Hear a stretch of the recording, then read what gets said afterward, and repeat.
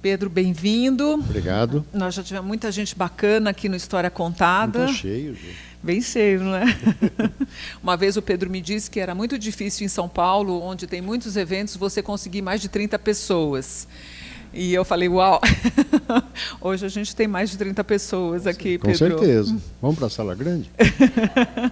E a gente está num bom momento para fazer essa entrevista, porque a livraria está comemorando, a Livraria Cultura está comemorando 70 anos. Não eu. E o Pedro também vai comemorar com uma autobiografia, com um livro, O Livreiro, né? Isso. A ser lançado logo, logo, com as histórias que ele presenciou nesses anos todos. O História Contada é um programa que é transmitido pela internet, depois ele fica arquivado, vocês podem consultar a qualquer momento as outras entrevistas passadas. E ele é feito junto com o Arquivo Judaico, no sentido da gente guardar um pouco da memória de personalidades judaicas que contribuíram para o sucesso do país, para o empreendedorismo, para a cultura. E a gente vai conhecer hoje um pouco da história da família do Pedro Hertz e da Livraria Cultura. São duas coisas absolutamente associadas, né, Pedro? Totalmente associadas. Então, eu queria que a gente começasse falando um pouco de você e desse momento atual da livraria, Pedro. O Pedro é formado na Suíça, ele fez um curso de livreiro e uma das marcas, né, da gestão dele foi inovação. A Cultura foi uma das primeiras livrarias a venderem livros online pela internet. E antes da livraria, ele teve passagens, né, na iniciativa privada em outras empresas, outros empregos, e a gente vai saber quais são. Hoje, atualmente, o Pedro é presidente do Conselho de Administração da empresa, que conta com 18 lojas em São Paulo e no resto do Brasil. Total, não é só São Paulo. Sim, 18 lojas, eu digo no total. São Paulo, Campinas, Ribeirão, Rio de Janeiro, Brasília, Salvador, Recife, Fortaleza, Curitiba e Porto Alegre. E, nos últimos anos, o Pedro tem gostado de apresentar um programa, que é o Sala de Visitas, que foi transmitido inicialmente pelo Arte 1 e que agora está no YouTube, no site da Livraria Cultura, que também pode ser acessado livremente. E você bem tem gostado desse papel, né? No canal da livraria, não no site. No canal. E você tem bem gostado dessa função, né, Pedro? É divertido, eu gosto. A gente se diverte. Se diverte. É. Quais foram as melhores entrevistas, ou a melhor? É sempre difícil essa pergunta, mas eu gosto de fazer, porque me fazem não sei, também. acho que é um momento, sabe? O Pondé, o Contardo, o Flávio Gicovati, que já não dá, o Gianetti, bom, enfim, inúmeros interessantes. Também tem uns mudinhos que vêm, entende? Então, aí é muito chato. Eles vendem bem, mas um deles eu não fiz, eu não gravei porque eu conheço ele, que é o Veríssimo, Luiz Fernando. Ele não gosta de falar, ele toca na livraria em Porto Alegre, ele é músico, escreve bem, é engraçado, tal, mas para falar é um horror. É tímido.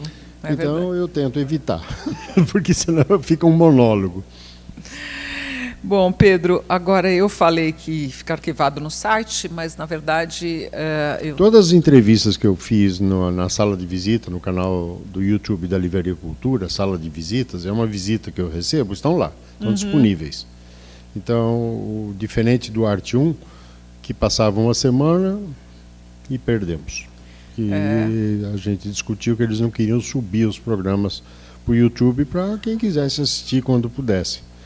Então, ficou perdido. Então, razão pela qual eu parei de fazer lá. E hoje a gente faz, e a entrevista que foi ao ar, a gente sobe semanalmente uma, está lá, disponível. Pode assistir quando quiser. Eu acho que até a última foi a Márcia Tiburi, se não me engano, pelo menos foi a que eu vi. A última que subiu foi a Márcia Tiburi. Eu falei site porque, na verdade, eu estava na cabeça com a inauguração, vocês estão lançando um novo site, não é isso?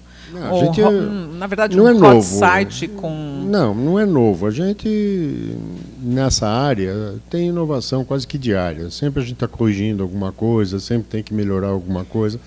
Então, isso é sem fim. Toda hora tem uma coisa nova. É impossível nessa área você não ter quase que diariamente alguma alteração. Não tem um hot site que são histórias que transformam, onde você então são quadros, que você etc. contasse um pouco isso? Isso é um quadro que foi bolado lá dentro e está lá disponível para quem quiser ver.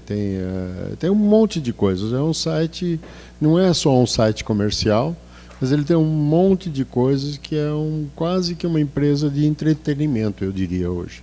Então tem um monte de coisas para se ver, de entrevistas, e pode até, quem quiser comprar um livro ou uma música, por incrível que pareça, ainda vendemos CDs e DVDs, sabe o que são, né?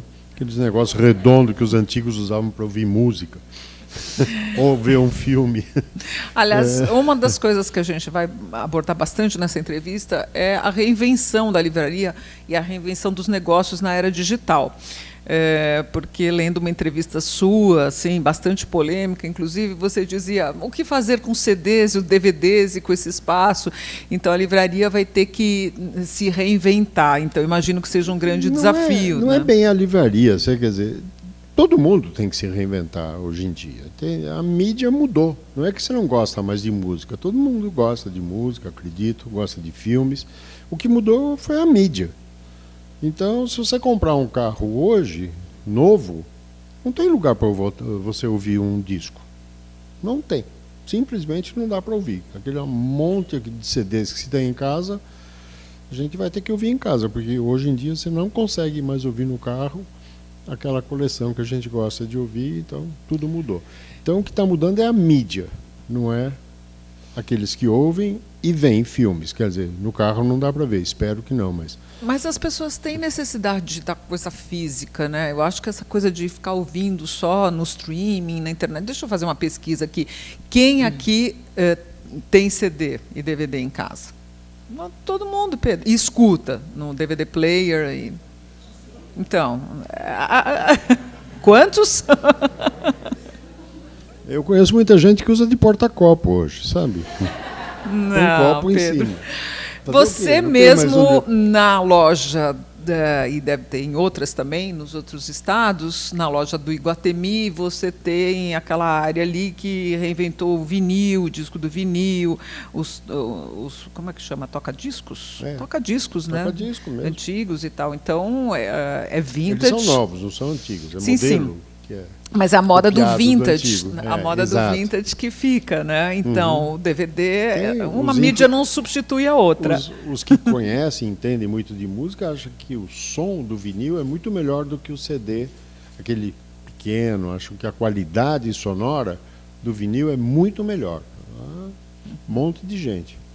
Deixa eu aproveitar aqui e convidar a nossa plateia para participar. Alguém aqui tem vontade de, já nessa altura do campeonato, fazer alguma pergunta? Então, podemos continuar. Os tímidos, por favor.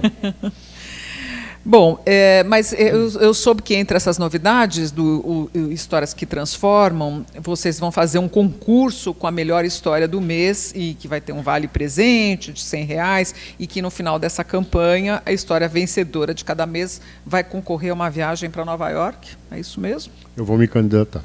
Pô, você vai ser um preview da sua biografia. Para minha segurança, essa fala está sendo gravada. Olha aí, gente, se candidate. Aí manda lá para o contato do hot site da Livraria Cultura a partir de amanhã. Me informou a Suelia Carneiro. Bem, mas voltando a falar, não, realmente, Pedro, dessa história da reinvenção da livraria, né? A gente, todo mundo, acho que mora em São Paulo, quando viu a reinauguração da Livraria Cultura no Conjunto Nacional, que foi a primeira, se não me engano, ela impressionou no sentido da gente ver a arquitetura, tudo levava a ser um centro de entretenimento. Depois você inaugurou o cinema e tem o teatro, e a gente pensou, poxa, então é isso, as livrarias estão atraindo gente... Deixa eu te interromper. Teve um momento em que a gente mudou para o Conjunto Nacional. E aí nós vamos voltar no período da ditadura, estamos falando de 1969. E aí os espaços foram ficando pequenos, a gente teve que agregar mais uma loja, mais uma, eram 4 no final de alguns anos. Até que em 2007 surgiu a oportunidade de alugar onde era o cinema Astor. Quem conhece? Quem foi ao Astor? Lembra daquelas poltronas grandonas assim? Eu lembro que ia com a minha namorada na época no Astor e queria uma entrada para trazer dois, porque as poltronas cabiam dois. Eu não achava justo pagar 2 ingressos para sentar na mesma poltrona, né? Então, mas isso foi em 2007. Então, 2007 tem 10 anos, então, que tem a loja que era o cinema antes. Antes disso, nós estávamos numa colcha de retalhos, que não cabia tudo numa só. Então, tudo foi se transformando, né? A gente mudou para dentro onde era o cinema e ficamos com as lojas. Nós vamos devolver, não vamos devolver para o proprietário e continuamos com elas. Depois de poucos meses, já começamos a ocupar novamente o espaço. Então, e aí então a coisa acontece muito rapidamente aqui no Brasil, por incrível que pareça. Tínhamos uma loja que a gente depois transformou em Geek, que ainda existe, que depois mudou para dentro de uma loja que era só da Companhia das Letras, que por questão de economia, que a recessão está aí há 3, 4 anos para todo mundo, então eles resolveram diminuir custos, e totalmente compreensível, a gente, sabe, assumiu e pôs a Geek lá dentro. Que a Geek, vocês sabem o que é a Geek? É uma loja com artigos para nerds. Sabe o que são nerds? São quase loucos, não loucos.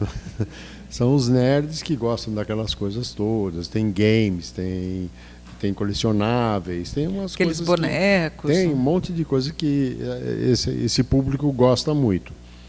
E aí, então, foram acabando. Por exemplo, a área de CDs e DVDs é uma área que a gente hoje questiona o que fazer com aquilo. Eu disse outro dia que eu não tenho vocação para vender mostarda ou tomate ou qualquer outra coisa parecida, não menosprezando os produtos, mas o que pôr nesse espaço. Então, espaço hoje é um negócio bem complicado para o varejo. Mas vocês vendiam, não sei se ainda vendem, aquele Kobo, que é como um leitor de A gente digital. não vende mais porque eu acho que o que tinha para vender de leitor, a gente vendeu. O problema é que o catálogo brasileiro é relativamente pequeno de títulos disponíveis e o Brasil, infelizmente, não faz leitores. A escola está ruim, a gente não tem leitores.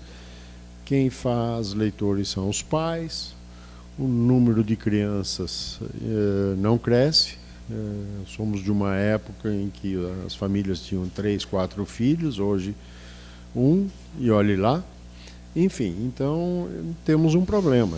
Agora, não a livraria, mas o país como um todo. Quem vai à livraria, e quando eu mencionei que quando todo mundo ficou muito impressionado com o projeto, sempre está cheio, vem gente de fora, dos outros estados para visitar, as pessoas ficam deitadas lá nas almofadas lendo, você vê famílias lendo, você vê adolescentes, você vê namorados, e a gente tem a impressão que as pessoas leem, e que isso, o próprio fato dessas cenas de leitura, estimularem outros leitores, né? Você sente que é o mesmo público que frequenta eu posso sempre? Dizer que eu não sei, é um quer dizer, público mas cativo? eu acho que esse público que consome lá não paga minhas contas. Não paga luz, não paga IPTU, não paga energia elétrica, que perguntam para todos nós se queremos ou não pagar, sobem a conta de luz e pronto.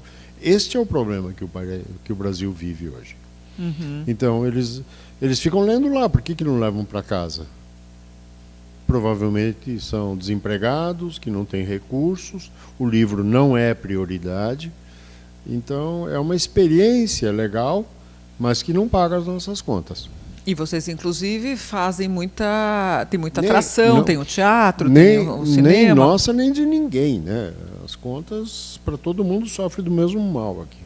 Eu tenho mais de 20 anos de quilômetros rodados. Então, quando nós abrimos a loja lá, nós já tínhamos, nós somos pioneiros, absolutos pioneiros do comércio eletrônico com livros, ao menos com livros.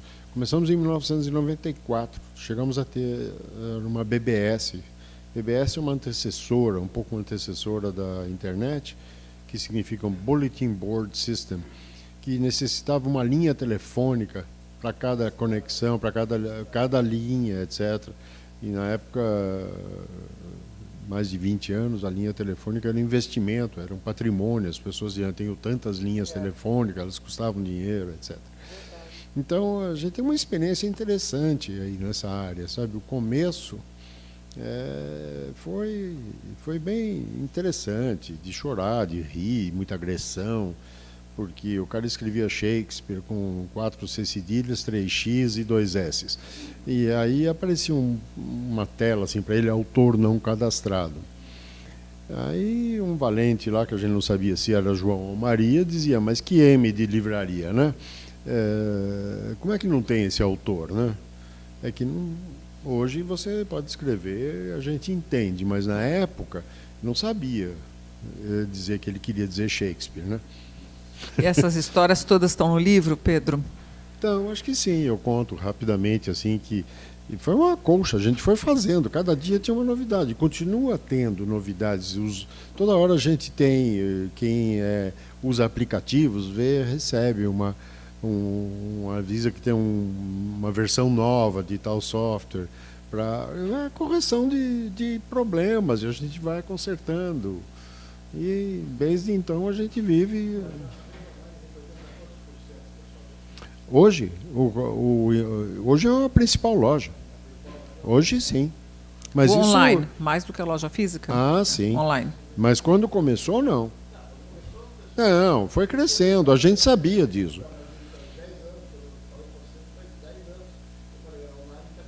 Mas vai crescer mais ainda. Vai crescer mais. Claro que não. Claro que não era. Mas sem dúvida que não. Antes você comprava um computador e tinha que comprar um livro para entender o computador.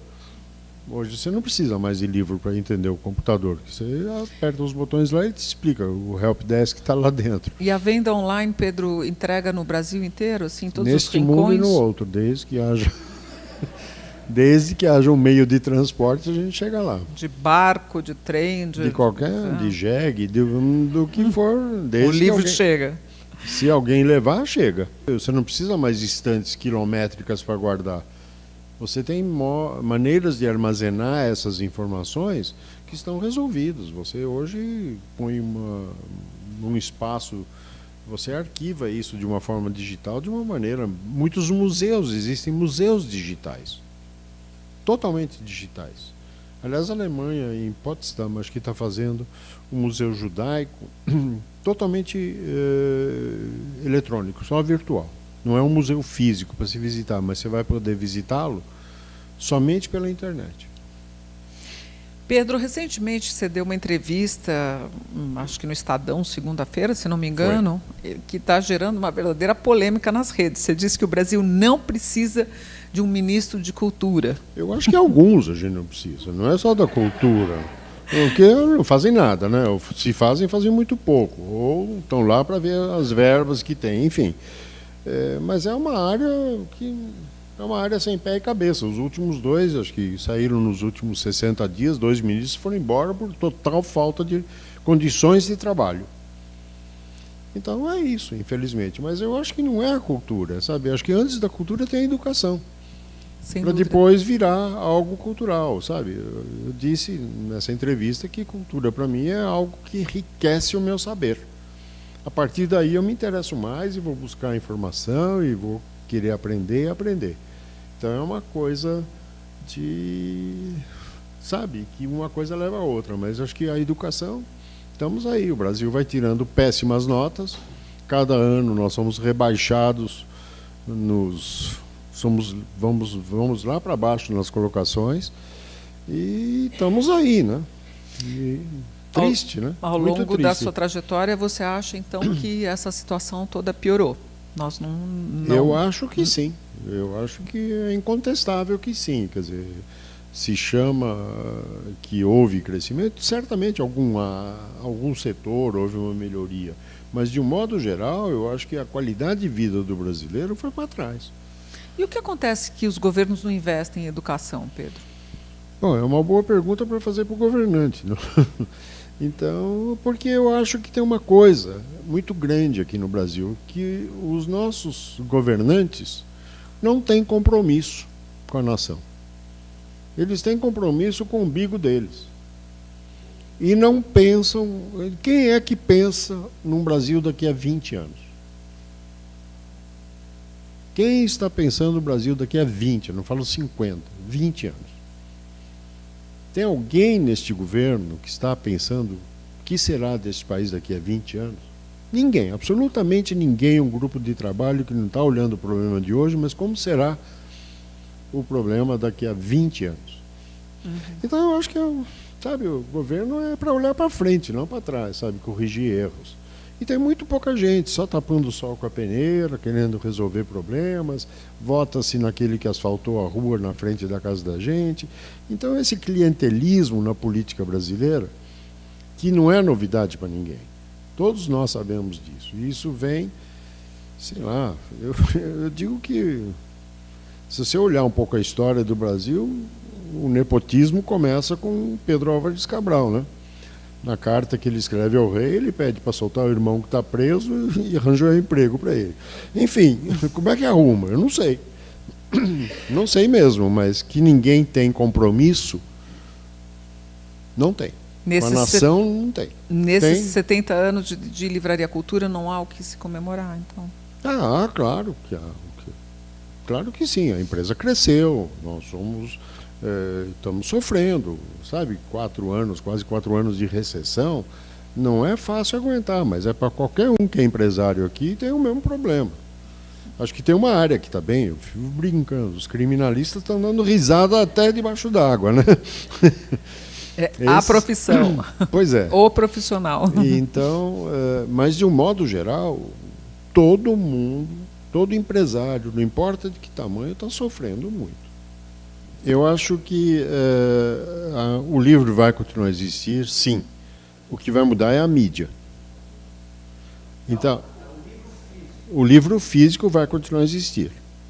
O que acontece é que o livro ganhou uma nova mídia. Ele antes só estava disponível em papel.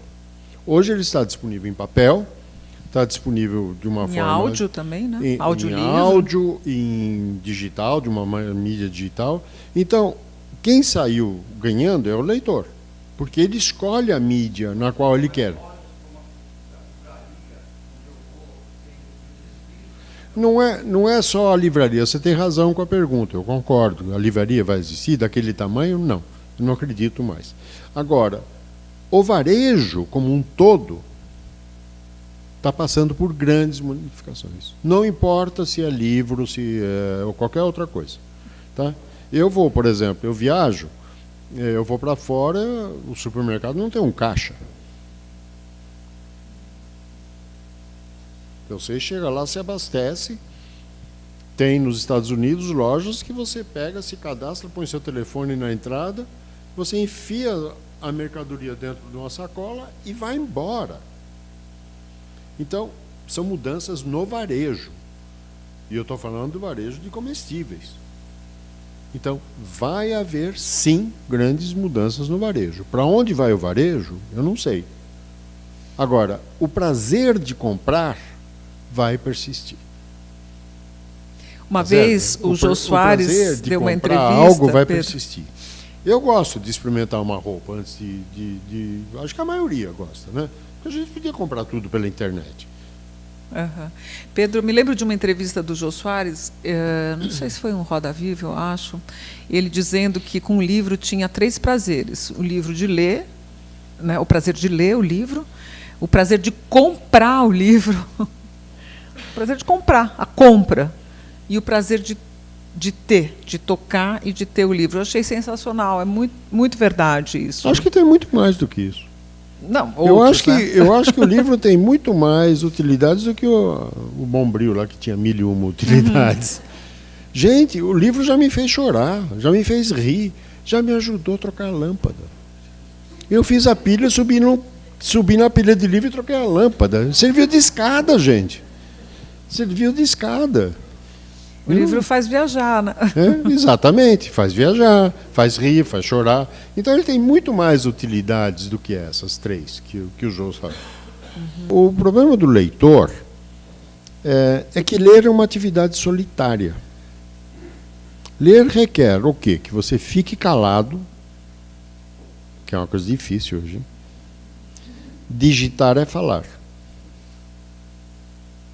Estar confortavelmente e ouvindo, porque ninguém mais ouve. As pessoas falam. Digitar é falar.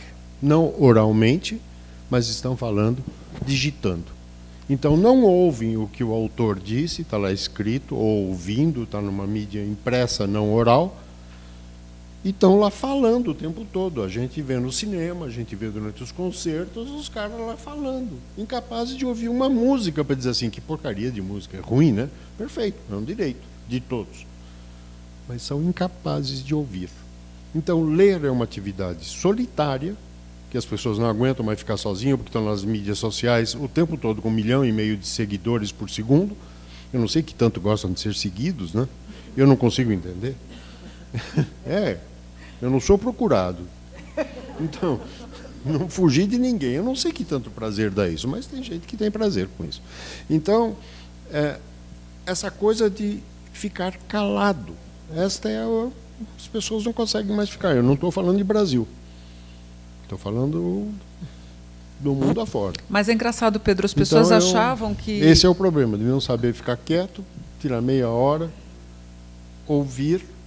Gostaram, não gostaram é um detalhe, é uma consequência. Mas entender o que o outro está dizendo e ouvindo. Esticar a orelha. Mas, Pedro, se pensava no início, eu mesma lá com o programa Letras e Leituras, que você acompanhou no Eldorado, e pelo site, as pessoas achavam que a internet ia ajudar a divulgar muito a leitura, ia incentivar a leitura, né? E, bom, obviamente, redes sociais não é leitura, mas muita gente lê e se informa pelas redes sociais também, tem esse lado. Mas a qualidade da informação é bem duvidosa, né? Sem dúvida. E a quantidade de informação e tempo que você perde em cima disso... Mas não tem gente que chega, hoje em dia, que talvez não tivesse ouvido falar do livro de um autor que chega lá porque acabou sabendo pela internet. Isso que se acreditava antes não aconteceu? Não, pode até acontecer a pessoa chegar e comprar. Mas ela não usa, ela não consome aquilo que comprou. Então a gente não vê as pessoas lendo. Ler é ficar calado. E, além disso, o tempo que se usa nas mídias sociais não expande o tamanho do dia. É que tudo contribui para desfocar. Continua sendo um dia que tem 24 horas, nem um segundo a mais, nem um segundo a menos. Aí o outro quer organizar as fotos e não sei o quê, e ver os filmes. Os aparelhos hoje são multimídia. Uhum. Eles te permitem, aí faz plim, aí vai ver o e-mail, larga a leitura, enfim. WhatsApp. Exatamente. Respondendo à pergunta dela, como é que foi sua vida entre livros? A gente vai voltar. Foi lá, literalmente entre depois. livros uma vida. Eu tive que optar em ou dormir na cama ou dormir em cima de livros, que chegou uma hora que nós fomos expulsos de casa pelos livros. E os livros começaram a crescer, como crescem na casa de todo mundo que tem livros. Então nós fomos expulsos de casa, nós, meus pais, meu irmão e eu, de casa, porque a quantidade de livros começou a aumentar. E aí embaixo da cama tinha livro, e assim por diante. E aí fomos expulsos pelos livros. Seus pais liam muitos livros? Minha mãe lia bastante, meu pai menos, ele gostava mais de jogo de futebol, lia jornal, lia livros, mas minha mãe era mais leitora do que meu pai. Então vamos, eu ia deixar essa parte para o final, mas como ela já introduziu a pergunta, vamos voltar lá para o início da Livraria Cultura, né? Vamos. O Pedro assumiu depois que a mãe dele tinha fundado a livraria. Mas como é que ela fundou? Vamos contar a história disso. Como é que começou esse negócio de venda de livros, que inicialmente não era nem venda? Conta para a gente. A história começa que em 1947, logo no pós-guerra, meus pais eram alemães, vieram, conseguiram fugir da Alemanha, já casados, em 38, bem último minuto, e conseguiram fugir para a Argentina, porque o Getúlio não aceitou os refugiados na época. Aí vieram para o Brasil, eu já sou made in Brasil, nascido no Brasil, e pós-guerra, em 47, os tempos eram bem difíceis aqui, eu já era nascido e minha mãe precisava ajudar meu pai de alguma forma. E os amigos, que eram todos alemães, que eram a maioria judeus alemães que vieram fugidos do nazismo, se encontravam, a CIP existia já, então, e tinha uma maior dificuldade de ler alguma coisa em alemão. Aí minha mãe teve a ideia de fazer uma biblioteca circulante que ela alugava livros, assim como se fazia com os vídeos, vocês lembram? A gente chegava e alugava livros, assim, o vídeo por fim de semana, assim. Então ela começou a alugar os livros alemães pelo período de uma semana, mais ou menos. E esse foi o início, com 10 livros que ela comprou na livraria Triângulo, do Reichmann. Livros alemães? Em alemão? Em alemão, totalmente em alemão. Uhum. E ela alugava, a pessoa ficava um dia mais, um dia menos, não tinha problema nenhum. Era o tempo que ela estimou que se lia, tudo best-sellers, entretenimento mesmo. E esse foi o início, na sala da minha casa, na Alameda Lorena, que ela começou com isso para ajudar uma pequena receita do meu pai, que ganhava pouco, era vendedor da indústria de confecção, e às vezes não dava o dinheiro para comprar comida ou qualquer coisa, então ela achou essa maneira. E aí, depois, com o passar do tempo, mais livros, alguém chegou e falou: por que você não vende livro também? Vamos pensar nessa história. E também, com meia dúzia de livros, começou também a ter alguns livros em português para vender. Isso já na Rua Augusta. Isso então, era que ano, quando ela começou a vender? E em deixou... 53. Então, Eva Hertz, vindo da Alemanha, começou... 47 começa a alugar livros. Começa a alugar livros para a colônia judaica que falava alemão. Não era para isso, mas era formado basicamente por essa gente. Porque não era tinha essa oferta de livrarias e de livros que a gente tem tinha, hoje, obviamente. Os alemães não tinham onde buscar um livro para ler, que não queriam comprar. Queriam ler só, não é que queriam ter em casa, não é uma obra... E a venda, Pedro, começa? 53, na Rua Augusta. Numa lojinha pequena. Não, a gente morava junto, porque depois ela cresceu, aí os livros começaram a tomar muito espaço, aí uma amiga dela propôs fazer uma sociedade, chamava-se Erna, acho que Friedman, se não me falha a memória, uma loja na Rua Augusta, que era um retângulo, era uma loja comprida, retangular, aí as duas resolveram dividir essa loja imaginariamente, então havia 2 retângulos, imagine um retângulo dividido em dois retângulos. E a Erna vendia presentes, coisas assim, e minha mãe com os livros lá. Aí uma queria ir para Santos ou Guarujá, não sei, e a outra queria trabalhar. Aí brigaram. Então a sociedade durou muito pouco tempo, porque não tinha como separar as lojas. E quando que o negócio começou a crescer e seu pai entrou no negócio também? Meu pai nunca entrou no negócio. Entrou? Meu pai vinha para casa para almoçar, enquanto minha mãe preparava o almoço, meu pai ficava lá na frente olhando, tomando conta do lojinha, né? Uma coisa assim. Então era assim. Então meu pai vinha para dar uma mão, então ele comia, a gente ia assim, cada um almoçava, não é que almoçava junto, isso muito mais tarde. Mas no início não dava para todo mundo almoçar junto.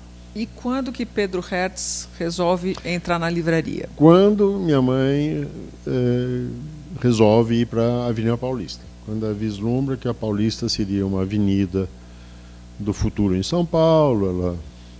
E minha mãe era meio visionária, meio terrorista também um pouco, mas é verdade. Minha mãe uma vez, já no Conjunto Nacional, minha mãe chega para mim e diz assim: Pedro, preciso de uma cadela no CIO. Eu falei: gente do céu, e agora? O que eu faço? Para quem eu telefono? Não conhecia nenhum psiquiatra na época, nada, né? Enlouqueceu. Mas o que aconteceu? Senta, dá uma água. Eu falei: não, estou bem, mas o que aconteceu? Você quer uma cadela no CIO? Estou falando de 69, em plena ditadura, 70. É que ainda vivíamos no regime militar. E ela tinha voltado da cidade e vinha lá da Praça da República, onde tinha o escritório do Lande, um importador, a Triângulo, era na Barão de Itapetininga. E na Praça da República, quando ela pegava o ônibus, estava cheio de soldados com seus cães. E ela queria passear no meio dos cães com uma cadela no cio. Acontece. Nossa! Ia ser divertido, né? É quase um filme, né? Na verdade, meu pai estava lá na frente, enquanto minha mãe fazia almoço, lá no fundo da casa. E aí entra uma senhora querendo o livro do Fritz Kahn, que era um livro de educação sexual, não tinha nada demais. Meu pai não entendia absolutamente nada, e aí ela queria nossa vida sexual. Eu não sabia, ele abre a porta, que minha mãe lá no fundo da casa, e pergunta, dona Eifa, nós temos relações sexuais? Com aquele sotaque característico alemão. Eu contei isso para os Clear fez uma crônica na Zero Hora. Eu reproduzo essa crônica no livro.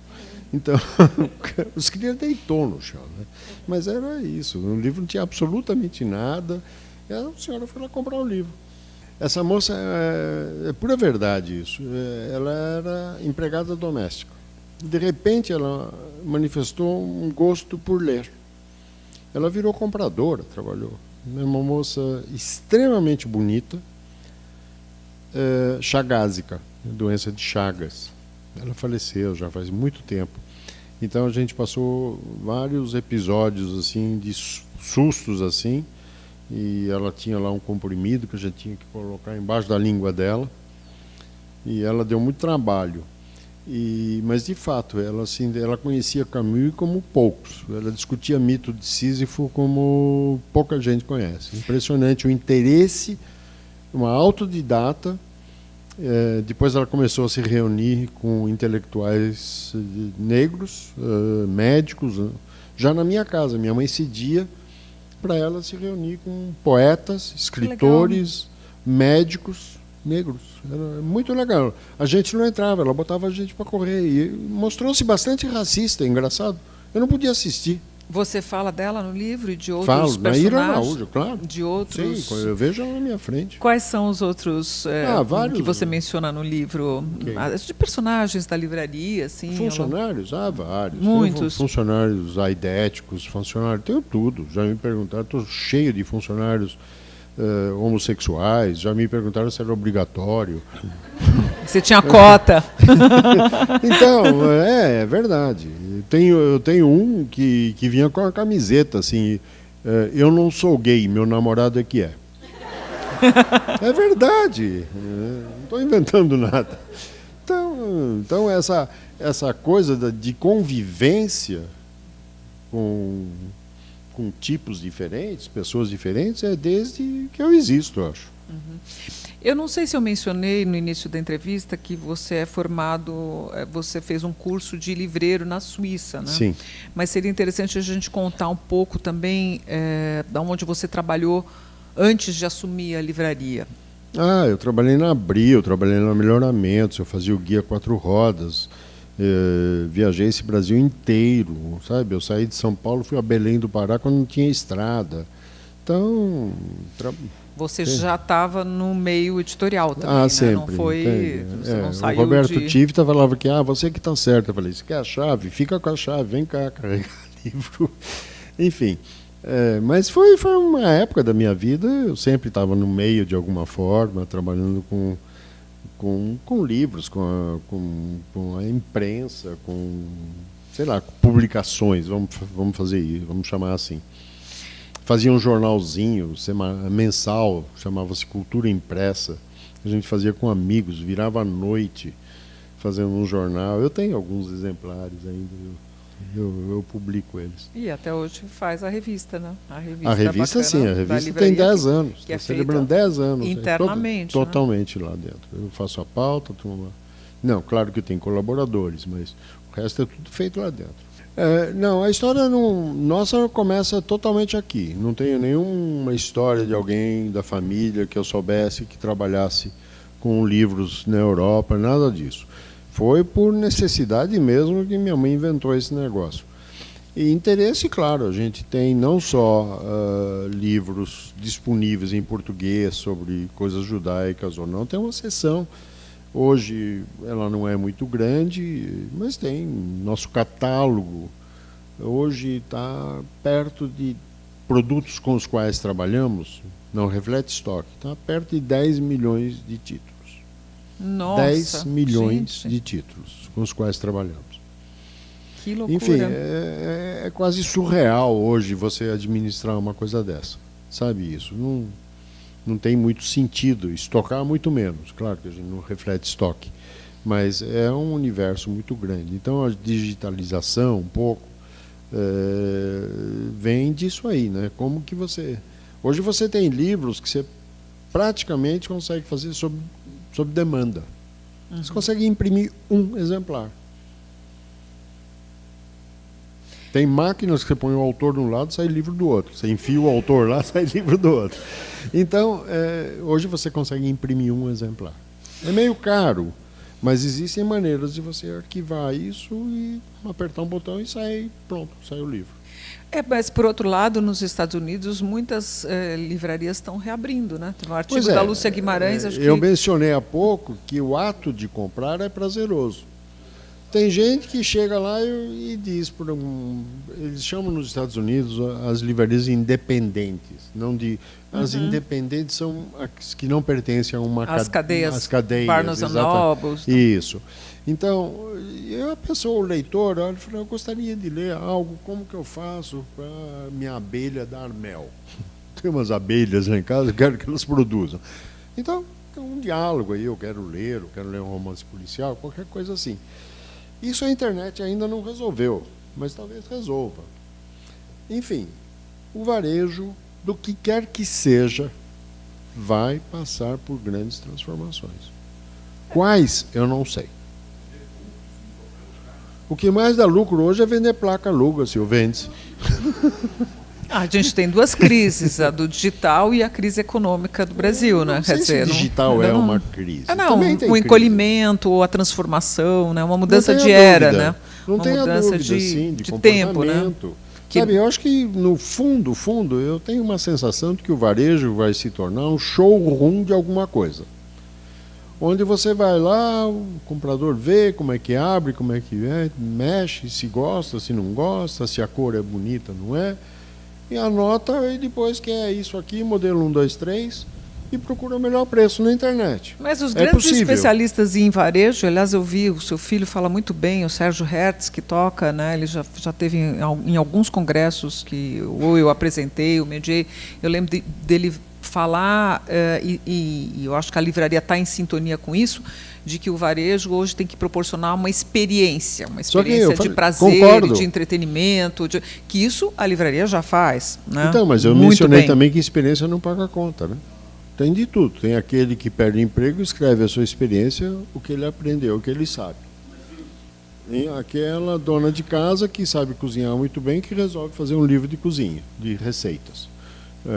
Enfim, tem de absolutamente tudo. Tem as reedições, e aí eu não tenho a resposta do que vende. Hoje utiliza-se muita informação de inteligência. Nós, inclusive, usamos. A gente sabe para onde o cliente olha, porque olha, que horas olha, enfim, de BI, de Business Intelligence. Isso é muito usado, são algoritmos, são fórmulas matemáticas que são usadas em N outras coisas aqui no Brasil. Você tem a Uber, que usa muito. Metadados, enfim, né? Metadados, exato. Então, são coisas que a tecnologia disponibiliza e são utilizadas pelas empresas de todas as formas e maneiras possíveis. Vocês sabem, então, por exemplo... Fato. Agora, tem uma dose de risco nessa história, sabe? Não é todo livro que é publicado que vende. Uhum. Vocês sabem quantos livros novos chegam por dia? 250 novos por dia. Mas vocês sabem, Pedro, através... Não, claro que eu não consigo, imagina. Eu tenho um catálogo de quase 10 milhões de títulos. Onde eu vou pôr isso? Pedro, através desses dados, você sabe o que é mais consultado no site da Livraria Cultura? Dá para a gente falar? Sabemos. Não, todos sabem. Sabe, qualquer empresa de comércio eletrônico hoje sabe que página você visitou. O que você olhou? E o que é? É literatura? Não, é livro não de... sei, isso varia. Isso varia muito. E é muito legal. Parabéns pela filha que você tem que ler. Acho que ela é mais velha. Provavelmente, ela começa com um ato de imitar o que os pais estão fazendo. Os meus pegavam um livro sem serem alfabetizados. Porque eu estava com o livro na mão, eles pegavam o livro de ponta cabeça, eles não sabiam ler. Mas para imitar o gesto. O gesto que o mais novo tem é diferente do que ela recebeu, a informação. É a digital. E como resolver, eu não sei. Como fazer um cara que fica o dia inteiro digitando, eu não sei resolver. Porque ele não ouve, né? Ele fala o tempo todo, conversa com amigo, vai e vem. É muito superficial. Aquilo que você mencionou, de que a coreografia do leitor é ele que faz. O cenário está na cabeça do leitor.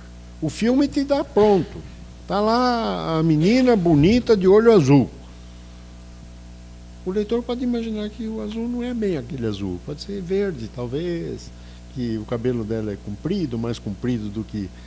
O filme traz isso pronto.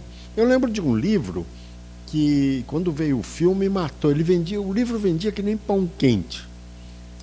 Mas vendia assim, chamava-se o Cine Astor. Ainda existia na época, nós éramos vizinhos, ali naquela loja ainda existe, que hoje é Geek. Um livro chamado Love Story. Uma bobagem, chamado Love Story. Pilhas, pedia 100 por dia. Saía que nem pão quente. Entrou um filme no cinema ao lado. O livro parou de vender totalmente. Eu botei um garoto para vender na fila, que dava voltas assim para a gente, que não vendia mais. Eu falei, gente, eu tenho um monte aqui, precisa vender isso. Botava um garoto, falei, cada um que você vender, você ganha alguma coisa, sei lá. E não vendia. Por este motivo, que a coreografia do leitor, a imaginação, alimentava o leitor. O filme decepcionou. Mas, Pedro... Então, são esses fatos que ocorrem, que eu não sei como resolver. Eu não sei, mas é uma realidade, sim, bastante comum. Eu acho que talvez ensiná-lo a ouvir. E uma maneira de ouvir é ler e ele entender o que o outro está falando. Pedro, não oralmente. Você não acha que a gente se encontrou algumas vezes na Fliporto, na Flip, você não acha que o contato do público, leitor, com o autor, ouvindo o autor ler o livro, a respiração do escritor, isso estimula a leitura? Nós mesmos não ficamos com vontade de comprar os livros dos autores que a gente ouvia lá na Flip? Eu acho que é uma publicidade que se faz do produto, sim. Agora, se tem efeito, eu não sei avaliar. Eu acho se fazem as feiras de livros, se divulgam números que vendeu não sei quantos milhões e tal, eu tenho muito mais interesse em saber quantos leram o livro que compraram. Uhum. Mas isso ninguém sabe. Desperta a curiosidade. Desperta, né? A né? curiosidade de comprar, que não satisfaz em termos de coisa. Não basta comprar o livro, sabe? Você compra algum produto que é consumi-lo, eu acho. Você compra uma camisa nova para usar, uma blusa, uma roupa, você usa. O livro é lido, aquele que compra, a gente não sabe. O mercado não sabe. Uhum. Você sabe, os jornais, por exemplo, sabem que hoje um jornal que é entregue fisicamente, assinaturas, acho que, olhando uma residência com 4 pessoas, não dá um leitor por exemplar. Acredito. E muitas não vezes ele fica fechado, leitor né? por exemplar. Se tem 4 pessoas no olho, uma pessoa lê o jornal e ninguém mais lê. Eu sei porque a gente tem assinatura de vários jornais na livraria, fica à disposição, ninguém olha. Eu acho que tem livro que não tem mais o menor sentido. Que eu li, não tem mais o menor sentido. Eu acho que reler o livro é uma perda de tempo enorme. Tem tantos que eu não li, por que eu vou reler um troço que eu já li? Eu lembro que eu te fiz essa pergunta no Letras e Leitura, você falou, por que eu vou perder tempo, eu vou perder tempo relendo uma coisa que eu já conheço? Não indico nada, porque eu já indiquei livro para amigo que eu gostei, li muito do livro e quase perdi um amigo. Que ele sai... É verdade, porque o livro é um produto que tem personalidade própria.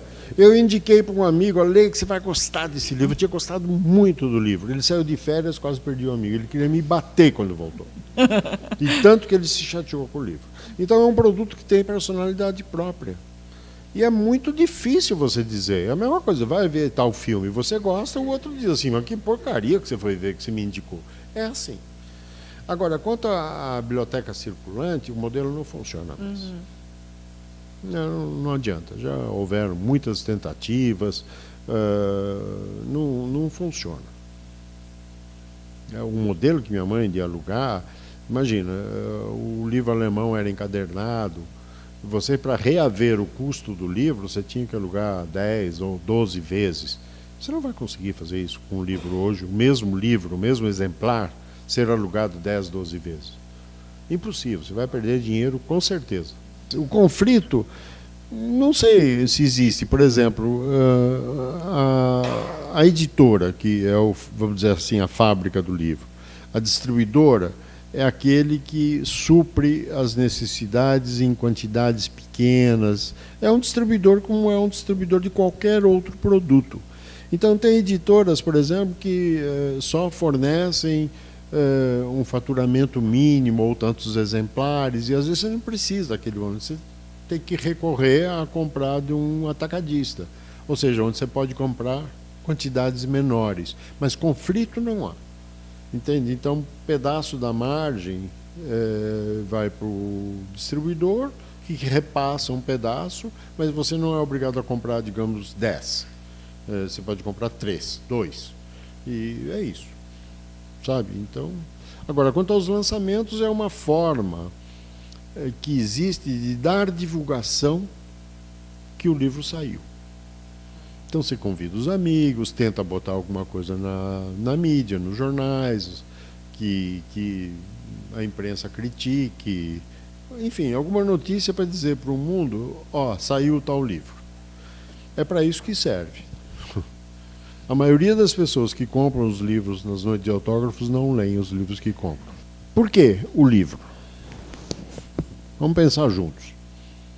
O cara que lê, compra cueca? Compra. Ele compra camiseta? Ele toma vinho? O inverso é verdadeiro? Então, a partir do livro, ele achou uma lista de gente que consome, sabe? Se ele compra um livro de orquídeas, ele pode oferecer um regador. Certo? Então, o inverso não é verdadeiro. Se ele comprar o regador, não é necessariamente ele vai ler um livro ou conhecer orquídeas, ou sei lá. Por que comprar a Whole Foods? A Whole Foods não é uma empresa com grandes resultados para os seus acionistas. O que a Amazon quer? Na minha versão. É a minha versão, eu não li isso em lugar nenhum. Comprando uma empresa por 13 bilhões e não sei quanto de dólares. Uma empresa que, para quem conhece Nova York, as várias lojas, é maravilhosa. É gostoso comprar lá, os produtos são gostosos. Nem sempre mais baratos, mas são muito legais de comprar. Mas o que ele quer, na minha opinião? Alguém adivinha? Ele quer algo mais do que isso, do que comprar a empresa. Em primeiro lugar, porque ele está nadando em dinheiro. Que ele não dá dinheiro para acionista. Dividendos é um negócio que a Amazon não dá. Ele quer os pontos de venda, talvez. Não. Quem mais arrisca? Hein? Um momento. Não. Não. Não. Não. Não. Não. Ele quer aprender a lidar com a logística do alface, para ser fornecedor de todos os restaurantes dos Estados Unidos. Ele vai mudar de negócio, então? Não. Ele vai agregar. Aprendendo como é que eu lido com alface. Vocês entenderam o que eu estou falando? É isso que ele quer aprender. Ele não quer um negócio, aquele negócio lá, mais 14, 13 bilhões. E daí? Tem em caixa esse dinheiro. aprender, exatamente. Então ele vai para assim, em cada porta de Nova York tem um boteco, ele fala, quantos ovos você quer? 3. Tá 3 ovos. Quantos tomates? 2. 2 tomates. E sabonete para lavar, e material para lavar copo. E vai fazer isso. Ele vai aprender a logística de lidar com esse produto. Hein? Então, mas como é isso que eu estou falando. Como é que lida com a alface? Eu falei alface, mas podia falar outra coisa. Perecível. Então, lidar com isso é um aprendizado. Ele não sabe. Nem eu sei. Entende? Pouco sabe. Mas ele vai aprender e vai fazer bem feito, provavelmente. Quem é o consumidor dele? Qualquer boteco, qualquer restaurante vai ser comprar. Ele vai dizer para ele, compra. Ah, estou precisando de margarina. Dá um pote de margarina. Sei lá. Ou de coisas desse gênero.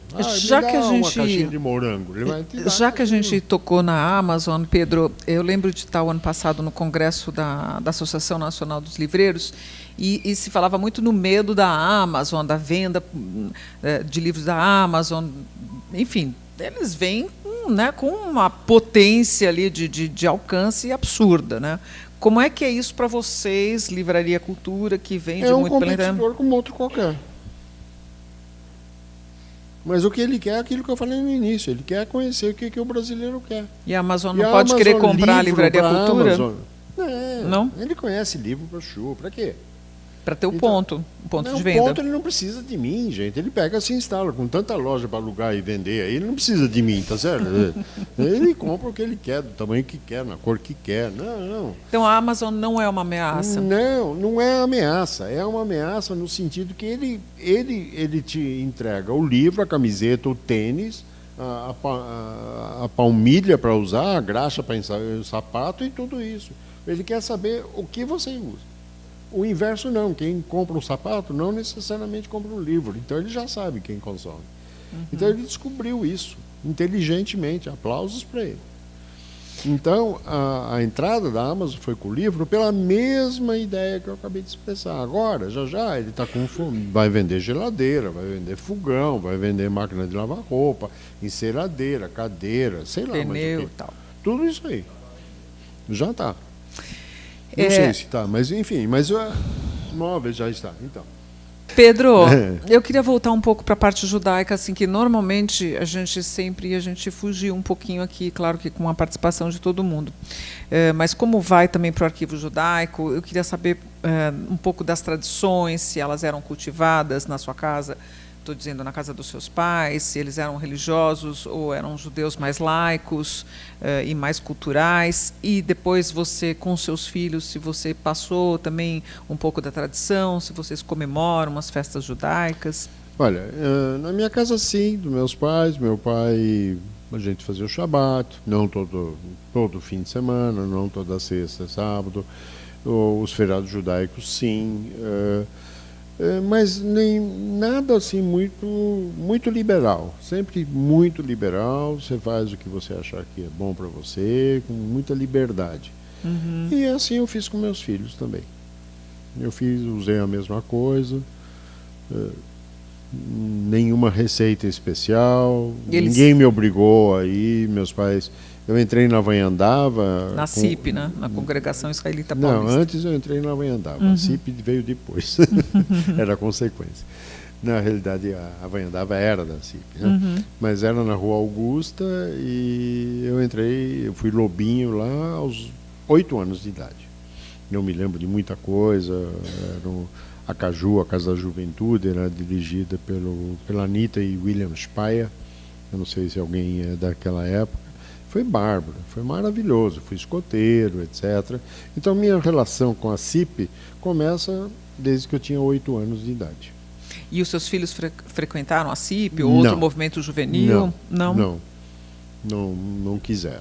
E foram Tentei, estudaram no Peretz, mas nunca foram da CIP. Eram sim, mas iam de vez em quando.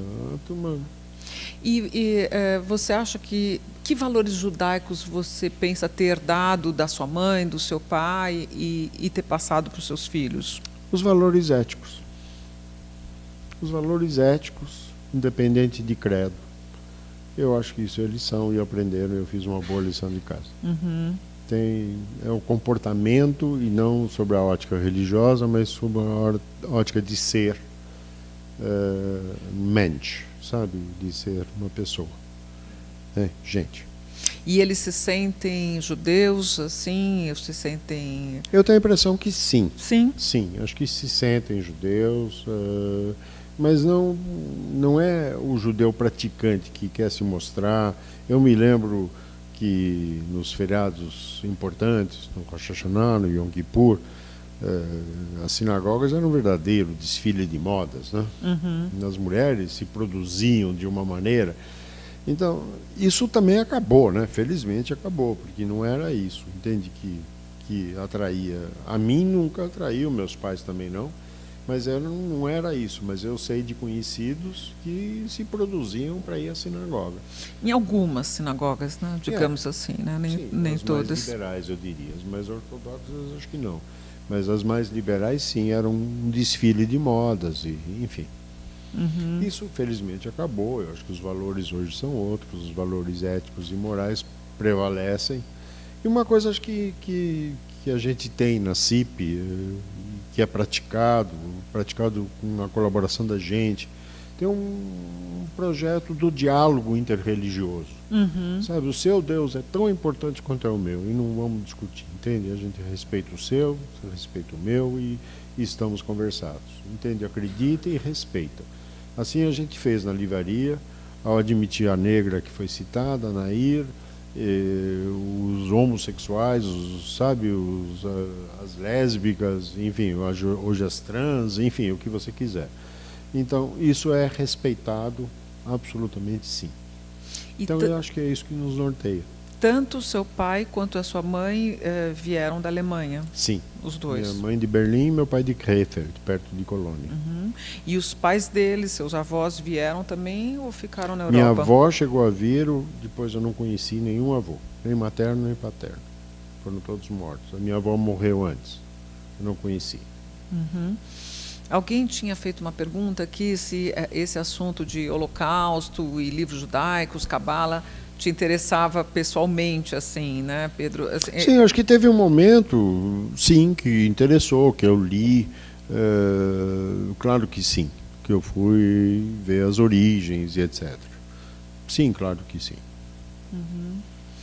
Mas você é uma pessoa laica, universal, né? Acho engraçado, eu frequentava a livraria do Pedro como repórter, indo cobrir alguns lançamentos, e eu demorei muito tempo para saber e perceber que você era judeu, né? Porque para mim você era uma pessoa internacional, e muita gente também, acho que também não sou judia, quer dizer, tem judeus mais liberais, outros menos, e eu acho que de uma certa forma, as famílias que vieram da Alemanha, que frequentaram a CIP, são mais liberais, mais abertas e mais laicas, digamos assim, né?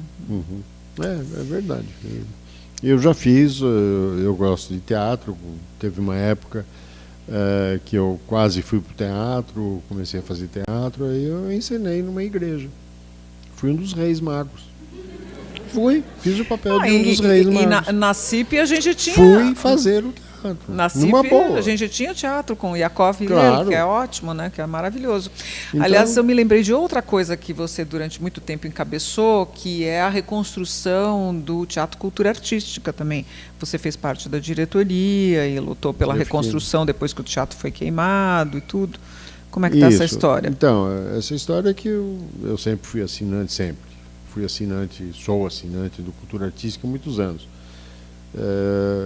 Aí eu fui me interessando, aí o presidente era o Mindlin, eu fui convidado a fazer parte, aí fui eleito, fui diretor do Cultura Artística, aí o Mindlin faleceu, aí houve uma eleição, eu me tornei presidente, eu fiquei na diretoria e na presidência 14 anos. E aí, em 2008, 17 de agosto de 2008, um incêndio acabou com o teatro. O Nanini tinha voltado de uma temporada, ele tirou férias, foi em agosto, 17 de agosto, ele retoma o espetáculo, casa lotada, 1h da manhã o teatro pega fogo e acaba. Queimou tudo, felizmente sem nenhuma vítima, 0 de vítima. Isso foi num domingo de manhã, madrugada de manhã. E até hoje a gente não conseguiu. O projeto que foi desenvolvido ficou totalmente inexequível. Foi um projeto muito bacana, mas a realidade hoje aqui é outra. O projeto, quando eu deixei em 2016, há quase um ano eu deixei a presidência, meu mandato, terceiro mandato na presidência acabou. Eu falei, não, o outro tem que dirigir a sociedade que hoje tem 104 anos, se não me falha a memória, 4 ou 5? 4. Tem que tocar esse barco. E o projeto, quando eu deixei a sociedade, estava orçado em 190 milhões. Absolutamente inexequível. Mas os concertos acontecem, né, em outros espaços, na Sala São Paulo. A reconstrução do teatro ficou absolutamente impossível. Estão refazendo o projeto, uma coisa muito menor. Quando eu saí, tinha 30 milhões em caixa, que a gente tinha arrecadado, mas não conseguia dar início, porque a gente ia saber que no dia seguinte a gente ia parar, porque não tinha como começar esse negócio. E os tempos não melhoraram, pioraram, e o teatro está sendo refeito, o projeto, já estão na prefeitura, acho que vai sair, mas num formato muito menor.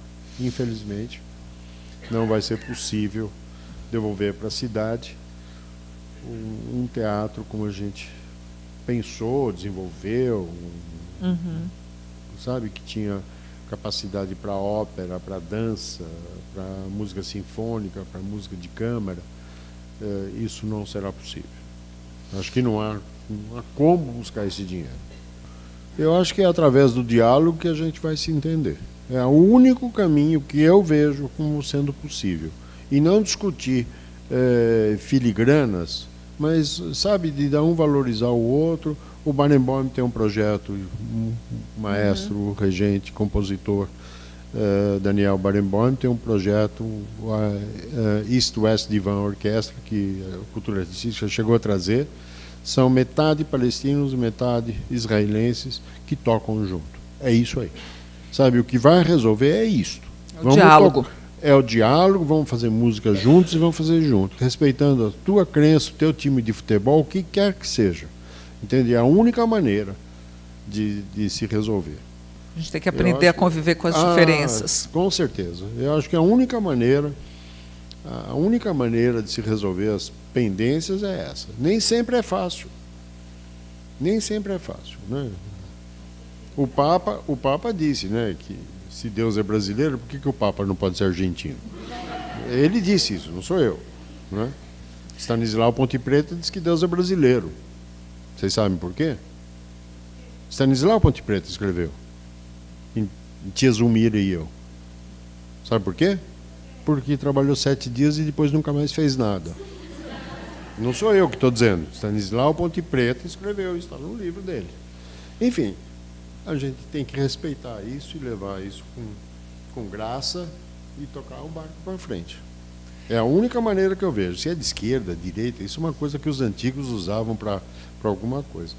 Hoje, a mesa, sentar e conversar. Pedro, a gente falou muito pouco, para encerrar, a sua autobiografia. Conta para a gente um pouquinho como é que você encadeou essas histórias todas, o que você pretende contar. Aquilo que eu me lembro, que o Alzheimer me visita, e de vez em quando que eu me lembro desse cara. Não, eu fui convidado por uma editora, pela Planeta, a fazer, e eu aceitei o convite. Eu já entreguei, eu estou só esperando, vou entregar um capítulo final, acho que até o final desse mês, mais ou menos, eu entrego um pequeno adendo que eu tenho que me situar no tempo, o momento em que a gente vive. Um momento difícil, não é só de alegrias. Então, eu acho que eu estou pondo isso vai ser mais um pouquinho e pronto. Aí eu entrego, e é isso. E sai quando? Acho que setembro, outubro, por aí. Acho que... Eu não sei, algum roteirista não me procurou ainda. Isso foi uma provocação. Mas estamos abertos a conversar, por que não? Pedro, muito obrigada pela entrevista de hoje à noite. Obrigado a você.